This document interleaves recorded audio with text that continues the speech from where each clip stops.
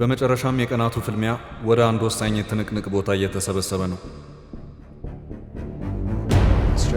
At its smallest point, this is only just wider than the Strait of Dover, so there are not many places to hide. አሁን ወሳኙ ፍልሚያ ያለው እዚች ነጥብ ላይ ነው። From this time lapse from March 8th through the 9th, there's very little traffic going through the strait right there. Now, through which about 20% of the global oil supply flows through that Strait of Hormuz, that tiny little area.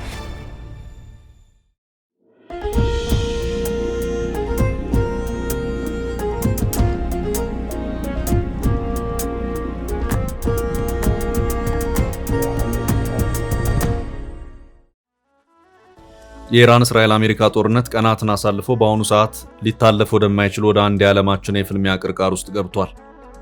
ይህ ወሳኝ ቦታ የዓለማችን 20% ነዳጅና ጋዝ የሚተላለፍበት የሆርሙዝ የባህር ወሽመጥ ነው። በዚህ ጠባብ የባህር ወሽመጥ ላይ ከሚገኙት ሀገራት መካከል አንዷ ኢራን ናት። The Strait of Hormuz, a narrow stretch of water between Iran and the Arabian Peninsula, has once again become the center of global attention.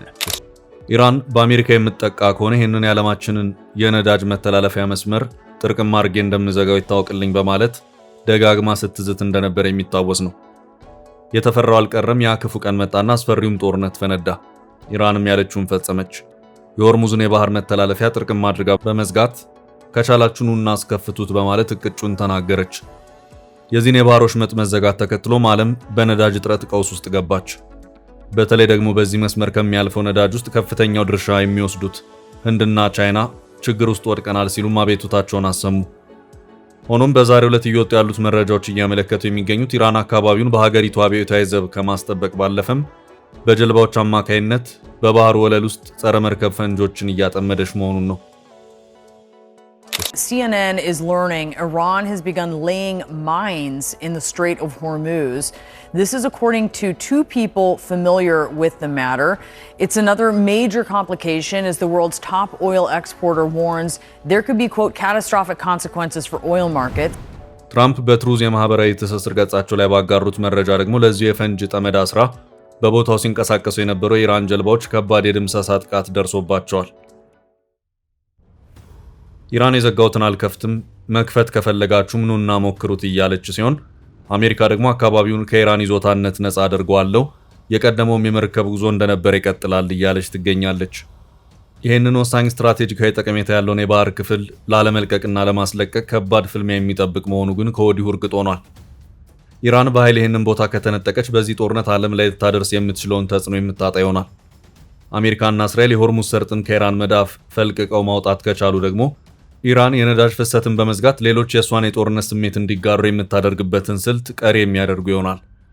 እናም በአሁኑ ሰዓት ከፍተኛ ዝግጅት እየተደረገበት ያለው የሆርሙዝ የባህር ወሽመጥ ፍልሚያ ይህንን እውነታ ታሳቢ የሚያደርግ ይሆናል። የሆርሙዝ ሰርጥ 136 ኪሎ ሜትር ርዝመት ያለው ነው። የጎን ስፋቱ እንደየቦታው እየጠበበና እየሰፋ የሚሄድባቸው ሁኔታዎች አሉ።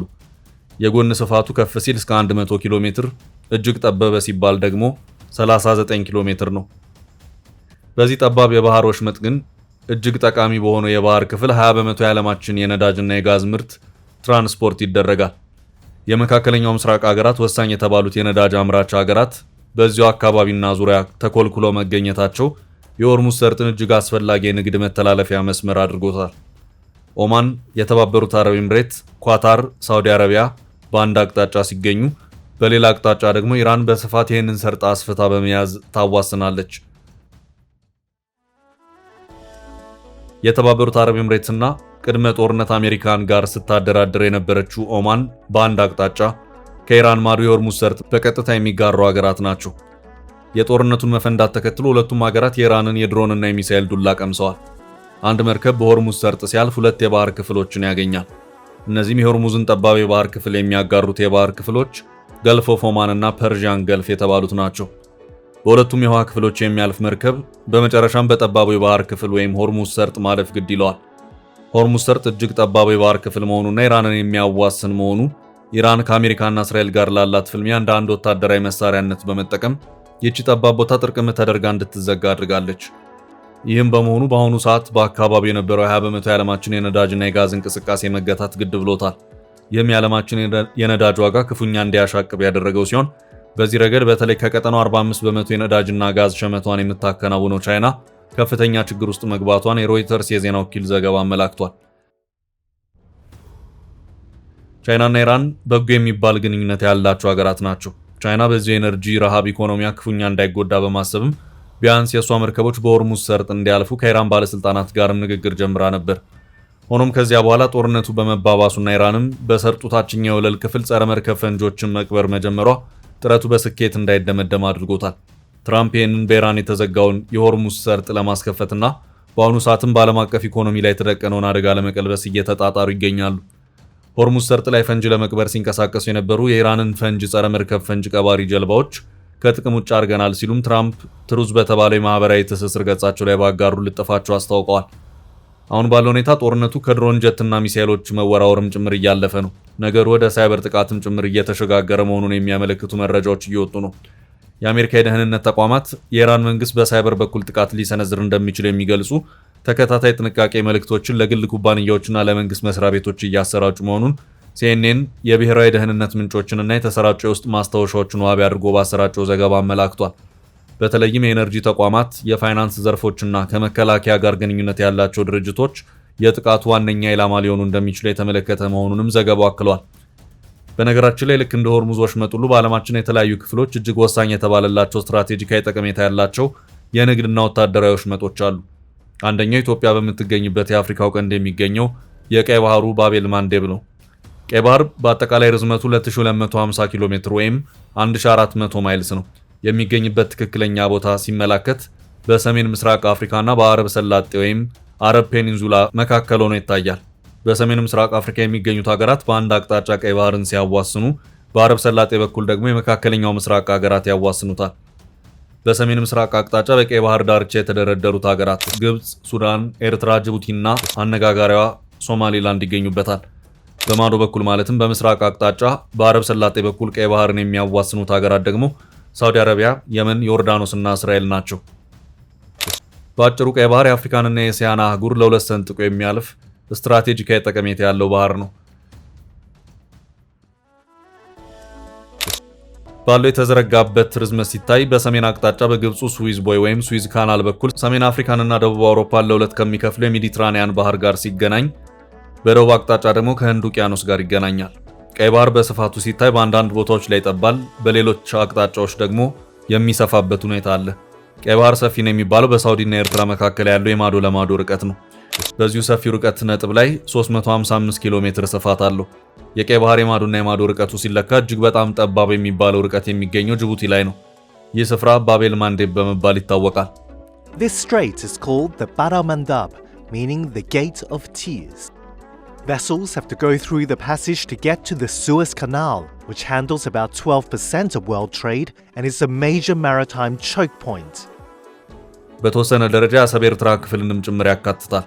ከማዶ በሌላኛው አቅጣጫ ያለችው የመን በቀይ ባህር አቅጣጫ ከጅቡቲ ያላት ርቀት ሲለካ 32 ኪሎ ሜትር ብቻ ነው። የአንድ ታክሲ መንገድ እንደማለት ነው። እንግዲህ ይህ እጅግ ወሳኙ የቀይ ባህር ጠባቡ ክፍል ነው ባቤል ማንዴብ በመባል የሚታወቀው። ሀያላኑ ሀገራት ጅቡቲን ለጦር ቤዝነት የመረጡበት እጅግ ወሳኙ ምክንያትም ጅቡቲ ያለችበት ባቤል ማንዴብ በመባል የሚታወቀው የቀይ ባህር ጠባቡ ክፍል ወሳኙ ስትራቴጂካዊ ጠቀሜታ ያለው በመሆኑ ነው። በዚህ ቦታ አሜሪካ፣ ፈረንሳይ፣ ቻይና እና ጃፓን የጦር ቤዝ አላቸው። ለጦር ቤዝ ኪራይም ለጅቡቲም ረብጣ ዶላርን ይከፍላሉ። በዚሁ አቅጣጫ በጠባቡ ባቤል ማንዴብ ቦታ በተወሰነ ደረጃ ጅቡቲን የሚጋሩት ኤርትራና ሶማሊላንድ ናቸው። ኤርትራ በአሰብ አቅጣጫ፣ ሶማሊላንድ ደግሞ በገልፍ ኦፍ ኤደን አቅጣጫ ይህንኑ ጠባቡን ባቤል ማንዴብ ወሽመጥ ከጅቡቲ ጋር ይጋራሉ። ይሁንና ኢሳያስ ለውጭ ኃይሎች ወታደራዊ ቤዝን አልሰጥም የሚል አቋም ስላላቸው የአሰብ ወደብ ዙሪያ ከጅቡቲ ባቤል ማንዴብ ወሽመጥ ጋር ተመሳሳይ ስትራቴጂካዊ ጠቀሜታ ቢኖረውም ለውጭ ኃይሎች ወታደራዊ አገልግሎት ጥቅም ላይ ያዋለበት ሁኔታ አልታየም። ባቤል ማንዴብ ላይ የሚገኙት ጅቡቲ፣ በአሰብ በኩል ኤርትራና ሶማሊላንድ ናቸው። በዚህ ቀጠና ልክ እንደ ኢራኑ ሆርሙዝ ሁሉ የባቤል ማንዴብ ወሽመጥ መገኘት በተለይ ጅቡቲንና ሶማሊላንድን ተፈላጊ አድርጓቸዋል። የአሰቡን ባቤል ማንዴብ ኢሳያስ ለማንም አልሰጥም እንዳሉ ነው።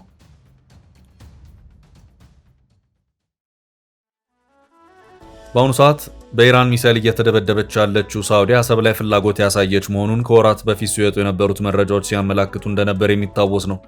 ቀይ ባህርንና የሜዲትራኒያን ባህርን የሚያገናኘውና በግብጽ ባለቤትነት የሚተዳደረው ስዊዝ ቦይ ወይም ስዊዝ ካናልም በተመሳሳይ መልኩ ልክ እንደ ኢራኑ ሆርሙዝ ወሽመጥ እጅግ አስፈላጊ የሆነ የዓለማችን የንግድ መስመር ነው። ከዚህ ቀደም እስራኤል ጋር ጦርነት ግብጽ ልክ እንደ ዛሬው ኢራን ሁሉ የስዊዝ ቦይን ለመዝጋት ሞክራ የአውሮፓ ሀገራትን ያሳተፈ ከባድ ፍልሚያ እንደተካሄደም ታሪክ ያስረዳል። ልክ እንደ አፍሪካና መካከለኛው ምስራቅ የባቤል ማንዴብ፣ የሆርሙዝ ሰርጥና የስዊዝ ቦይ ሁሉ በደቡብ አሜሪካና ሰሜን አሜሪካ መካከልም አንድ ወሳኝ የባህር ወሽመጥ አለ። ይህም የፓናማ ሰው ሰራሽ ቦይ ነው። የዓለማችን 5% የንግድ እንቅስቃሴ የሚያልፍበት መስመር ነው። በዚህ መስመር በዋነኝነት የተፈጥሮ ጋዝና ነዳጅ ተሸካሚ መርከቦች በብዛት ይመላለሳሉ። ይህም በመሆኑ ይህንን ካናል ወይም ቦይ በባለቤትነት መቆጣጠር ማለት ባጭሩ የዓለምን የኤነርጂ የንግድ እንቅስቃሴ የተወሰነ ክፍል መቆጣጠር ማለት ነው። የፓናማ የመርከቦች መተላለፊያ ቦይ ወይም የፓናማ ካናል በዓለማችን እጅግ አስደናቂ የግንባታ ጥበቦች ከሚባሉት ምድቦች ውስጥ አንዱ ተደርጎ የሚካተት ነው። የመርከቦችን ጉዞ ከሳምንታትና ወራት ጉዞ ወደ ሰዓታት ያሳጠረ የመሬት ቁፋሮና ግንባታ ስራ ነው። ተራሮች ተንደዋል፣ ሜዳዎች ተቆፍረዋል፣ እጅግ የረቀቁ የቴክኖሎጂ አቅሞችም ተግባር ላይ ውለዋል። One of the great engineering wonders of the world. It has allowed for the movement of well over 1 million ships back and forth from the Atlantic to the Pacific Ocean, Carrying $250 billion worth of cargo. በዚህ ሰው ሰራሽ የመርከቦች መተላለፊያ ቦይ ላይ የተለያዩ የመርከቦች ወደቦች አሉ። በቁጥር 5 ናቸው። ከአምስቱ 2 ወደቦች ለግዙፎቹ የቻይና ኩባንያዎች በሊዝ መልክ ተላልፈው ተሰጥተዋል።